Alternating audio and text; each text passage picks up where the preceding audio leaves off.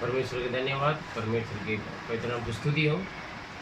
और मेरे प्रिय, आज भी संदेश के द्वारा आप लोगों से बात करने के लिए प्रभु ने अनुग्रह किया है।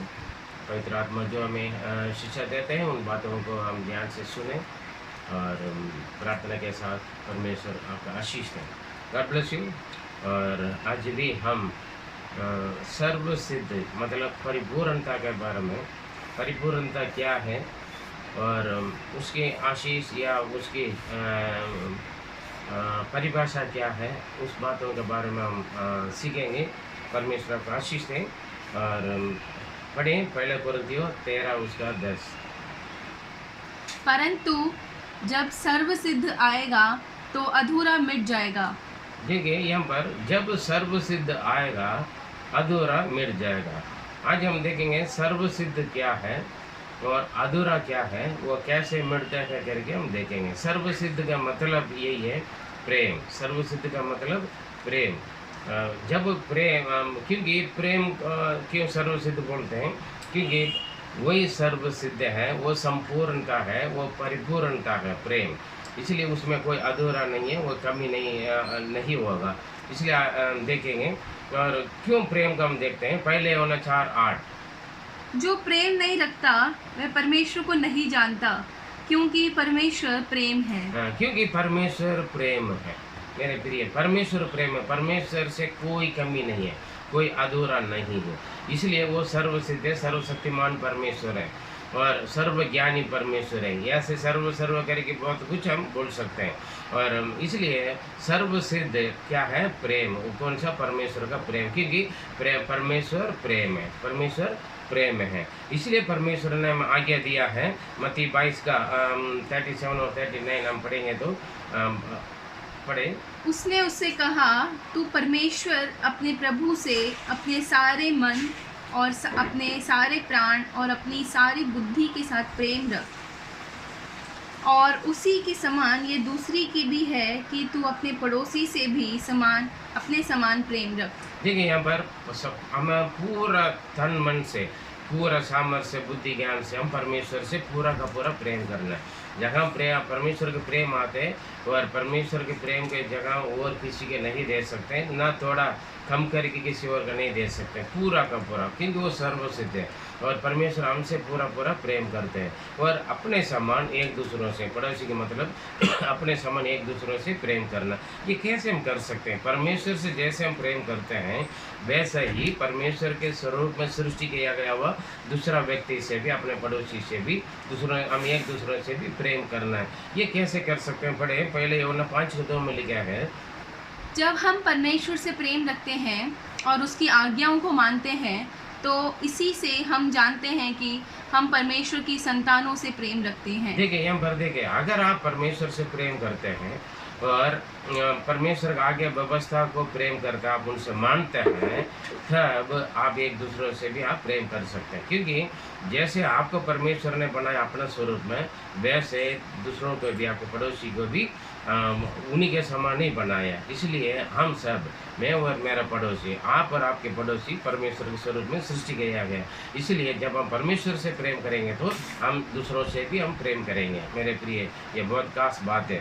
पर परमेश्वर मतलब प्रेम का खासियत क्या है? परमेश्वर का खासियत क्या है?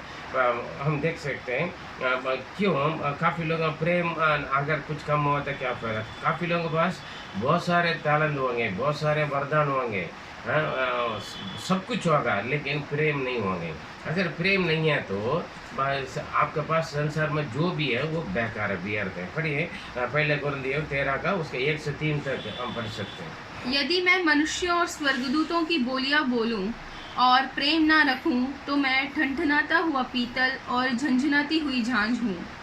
और यदि मैं भविष्यवाणी कर सकूं और सब भेदों और सब प्रकार की ज्ञान को समझूं, और मुझे यहाँ तक पूरा विश्वास हो कि मैं पहाड़ों को हटा दूं, परंतु प्रेम न रखूं तो मैं कुछ भी नहीं।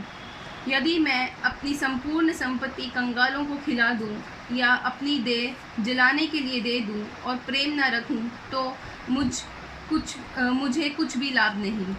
यहाँ पर देखें, आपके अंदर कितना भी वरदान, जितना भी टैलेंट है, कितना भी पढ़े लिखे हैं, कितना भी प्रभु का वरदान है, या आपका अंदर का कितना भी विश्वास है, जैसे पहाड़ में दौड़ सकते हैं, या आप अपना शरीर को भी बलिदान दे रहे हैं, अपना धन सब कुछ दे रहे, लेकिन प्रेम नहीं है तो परमेश्वर नहीं है आपके अंदर, क्योंकि परमेश्वर प्रेम में है। इसलिए परमेश्वर ने बोला परमेश्वर से पूरा प्रेम रखो, वैसे अपने सामने एक दूसरों से प्रेम करें। अगर प्रेम नहीं है, बाकी सब कुछ है, आप बेकार है, व्यर्थ है, कोई फायदा है ही नहीं। मेरे प्रिय, हमने 13 का 10 में हमने पढ़ा, जब सर्व सिद्ध आता है तब सारे अधूरापन मिट जाते हैं। आप देख सकते हैं 4 से 9 तक हम पढ़ेंगे तो पहले कुरिन्थियों 13 उसके 4 से 9 तक वहाँ पर प्रेम क्या करता है, जो सर्वसिद्ध क्या करता है, जो अधूरा, ये बहुत सारे लगभग 11 सुबह वहाँ पर लिखा है, और 12 प्रेम का बारे में लिखा, सर्वसिद्ध के बारे में लिखा है। हमारे जीवन में हम बहुत आसान से करते हैं। एक बार पढ़ने के लिए हम सुने। प्रेम धीरजवंत है और कृपालु है। प्रेम डाह नहीं करता, प्रेम अपनी बड़ाई नहीं करता और फूलता नहीं। वह अनरीति नहीं चलता, वह अपनी भलाई नहीं चाहता, झुंझलाता नहीं, बुरा नहीं मानता, कुकर्म से आनंदित नहीं होता, परंतु सत्य से आनंदित होता है। वह सब बातें सह लेता है, सब बातों की प्रतीति करता है, सब बातों की आशा रखता है, सब बातों में धीरज धरता है। प्रेम कभी टलता नहीं। भविष्यवाणियाँ हो तो समाप्त हो जाएंगी, भाषाएं हो तो जाती रहेंगी, ज्ञान हो तो मिट जाएगा, क्योंकि हमारा ज्ञान अधूरा है और हमारी भविष्यवाणी अधूरी। परंतु जब सर्वसिद्ध आएगा तो अधूरा मिट जाएगा।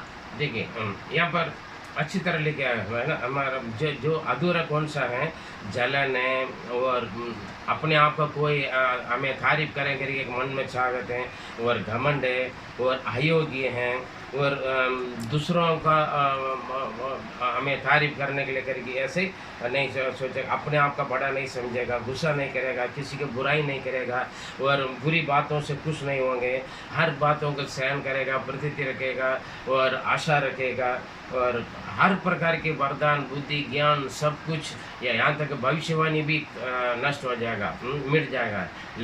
ये सारे कमियाँ मतलब अधूरा है प्रेम का अलावा। लेकिन प्रेम के बारे में देखें तो इसके बिल्कुल अपोजिट है। जो हमारे अंदर बड़ी आसान से हमारे अंदर बहुत सारे अधूरापन निकलते हैं, उसके एक ही कारण है प्रभु मेरे प्रिय, और प्रेम नहीं है। अगर हम परमेश्वर से प्रेम करेंगे तो, और हम एक दूसरों से प्रेम करेंगे, सारे जितना भी अधूरापन दिखे हम किसके साथ दिखाते हैं, अपने पड़ोसी से दिखाते हैं ना, अपने समान भाई बहनों से, अपने पड़ोसी से, अपने घर वालों से दिखाते हैं जो अधूरा है। ये सारे अधूरा हमारे जीवन में हर वक्त काम करते हैं, लेकिन हम सावधान रहें। जब आपके अंदर परमेश्वर का प्रेम रहे, परमेश्वर के प्रेम रहने का मतलब क्या है, अगर हम परमेश्वर से प्रेम करेंगे तो हम उनकी आज्ञा को, उनके व्यवस्था को हम मानेंगे, व्यवस्था को हम पालन करेंगे। जब हम परमेश्वर की व्यवस्था को प्रेम करते हैं, उनसे पालन करते हैं, तो फिर प्रेम का आदत, प्रेम का स्वभाव, प्रेम का चाल चलन हमारे अंदर आ जाएगा। तब हम पूरे मन से, पूरे तन से, पूरे शक्ति सामर्थ्य हम परमेश्वर से हम प्रेम कर सकते हैं। वैसे हम एक दूसरों से प्रेम करते हैं, चाहे उसके अंदर उसके पीछे चाहे विश्वास हो जाए, या और विश्वास है, और भरोसा, आशा है, लेकिन हर बातों से प्रेम ही बड़ा पड़े। 13 का 10, 13 का 13। पर अब विश्वास, आशा, प्रेम ये तीनों स्याही है, पर इन सब में से बड़ा प्रेम है। बड़ा प्रेम, क्योंकि परमेश्वर प्रेम है, परमेश्वर बड़ा है, वो सर्वशक्तिमान, उनका तुल्य है, न उनके जैसा और कोई है ही नहीं। इसलिए परमेश्वर हमें आज्ञा दिया है। वो 2 आज्ञा के अंदर पुराना नियम का 10 आज्ञा भी, और जितना भी नियम का व्यवस्था की कानून, सब कुछ उसके इंक्लूडिंग उसके अंदर है मेरे प्रिय। इसलिए हम पूरे संपूर्ण मन से, संपूर्ण दिल से, संपूर्ण बुद्धि ज्ञान से हम परमेश्वर से प्रेम करें, और अपने समान दूसरों से प्रेम करें। प्रेम के अलावा अगर प्रेम नहीं है, हम जैसे पहले 3 वचन में हमने देखा है, हम हमारे अंदर कितना भी खूबी है, कितना भी वरदान है, कितना भी धन दौलत है, कितना भी हमारे पास विश्वास है, या कितना भी हम समर्पण है, अपना शरीर भी मरने के लिए भी हम तैयार हैं, कोई फायदा नहीं मेरे प्रिय। अगर क्योंकि प्रेम नहीं है तो परमेश्वर नहीं है। अगर आपके पास आज परमेश्वर नहीं है तो फिर क्या फ़ायदा? आप किसी भी चीज़ का ना के बराबर है आप। इसलिए परमेश्वर प्रेम है, इसलिए आप भी परमेश्वर से प्रेम करें और परमेश्वर के स्वरूप में सृष्टि किया हुआ हर दूसरा व्यक्ति से भी आप प्रेम करें। क्यों? अधूरापन आप देख सकते हैं, 4 से 9 तक आप पढ़ के देख लीजिए। और अगर इसके अंदर का जो बताया गया हुआ आदत या स्वभाव या चाल-चलन है, आप प्रार्थना के साथ आप प्रभु से प्रार्थना कीजिए, उस अधूरापन सारे मिट जाएगा। ज़रूर परमेश्वर आपको सहायता करेगा। ये 4 से 9 ये वचन बहुत सारे बातें, 11-12 का स्वभाव, प्रेम का स्वभाव क्या है और अधूरा का स्वभाव क्या है करके लिखा है। मेरे प्रिय, हम अपने आप को जांचें और समर्पण करें और परमेश्वर जैसे प्रेम है वैसे हमें देखने वाले हैं परमेश्वर को देखें। हमें देखने वाले हैं परमेश्वर को देखें। हम परमेश्वर को हम हमारे प्रभु यीशु मसीह को प्रकट करने वाले बन जाए, ताकि तभी हम परमेश्वर हमसे प्रसन्न रहेगा। हम जीने के इस जीवन में फ़ायदा होने का फ़ायदा है और मतलब भी यही है मेरे प्रिय। इसलिए उस प्रेम की परिभाषा को जानें, समझें और अपनाएं। इसके अगर प्रेम नहीं है तो हम व्यर्थ है, बेकार है, हम ना के बराबर हैं।